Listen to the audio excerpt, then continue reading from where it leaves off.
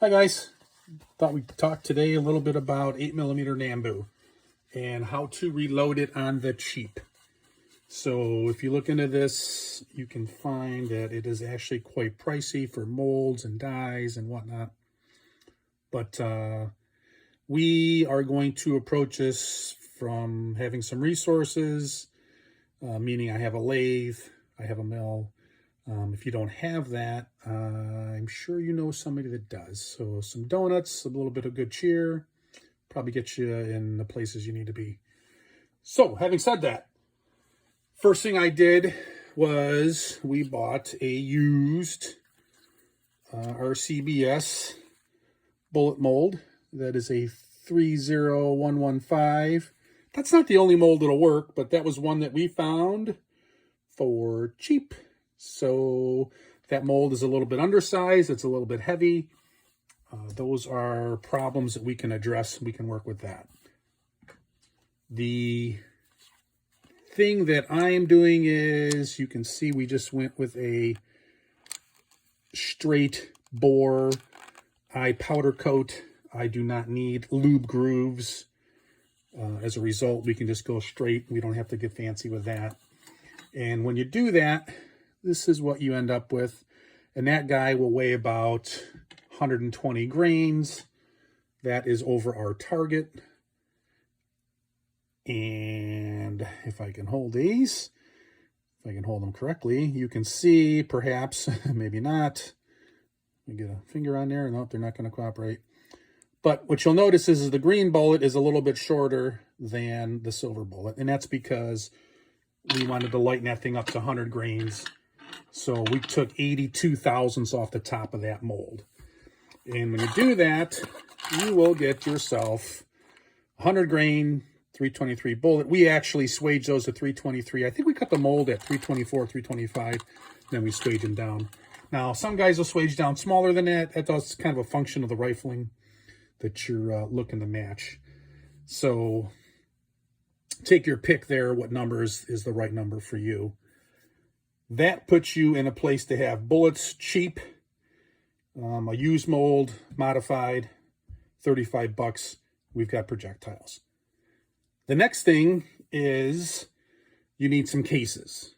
So you can buy cases already ready to go. They're kind of pricey, or you can modify a case. And that's what we're going to focus on here, is modifying a common case. So the guys will take 40 Smith & Wesson. Guys will take 357 SIG. Those seem to be the most popular. We went with 40 Smith & Wesson simply because I had them.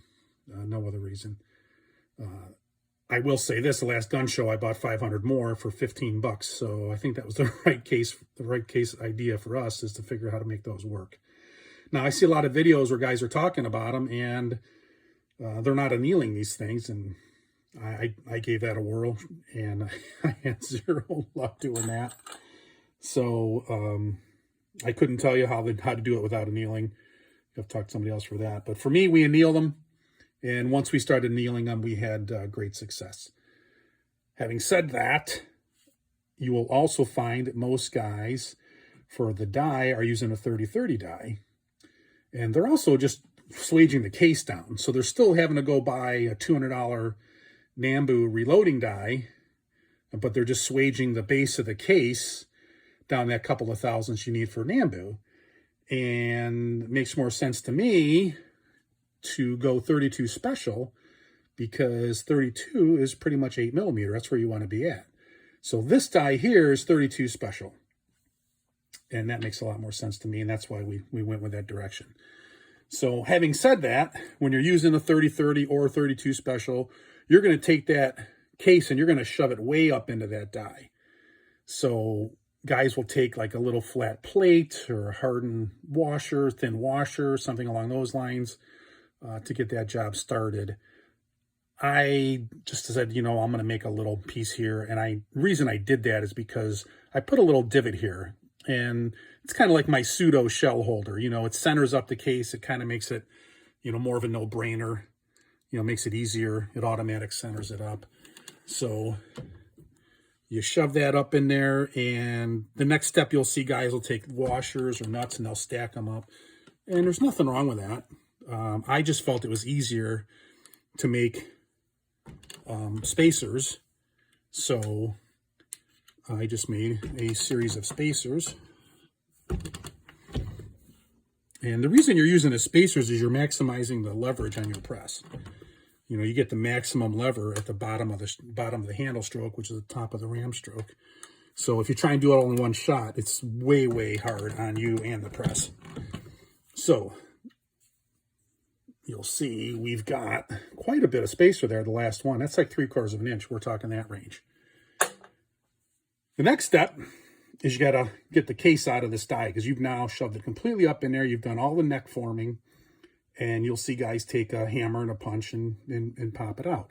Now, that takes quite a bit of force. It's not crazy, but it takes a bit of force, and frankly, I don't like pounding on my bench, so I made this little case ejector up, right? A little bit of leverage, and boom, we pop that thing out, and you'll see we have basically a perfectly sized case.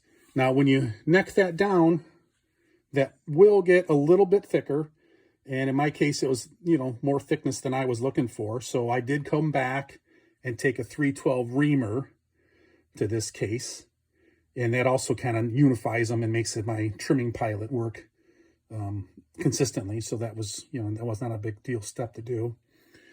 The next step is that Nambu uses like a crazy thin rim, so you will have to address that one way or another. Some guys will get like a custom ejector.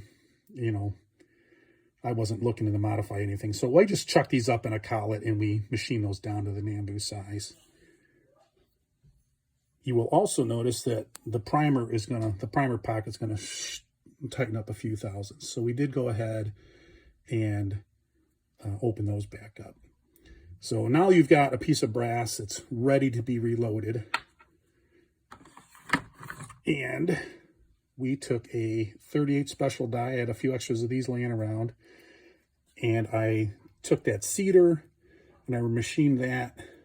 I'm sorry, I said cedar. I meant to say expander. I took that expander and I machined that down to 319. Now, that's kind of a function of the bullet you're using. So you may want to be, you know, up or down from that number. That was the number we needed. I did go ahead and buy a set of 41 Magnum dies. So the reason I chose those is that they fit real nice to the 8mm Nambu. And it's a tall cartridge, which is good.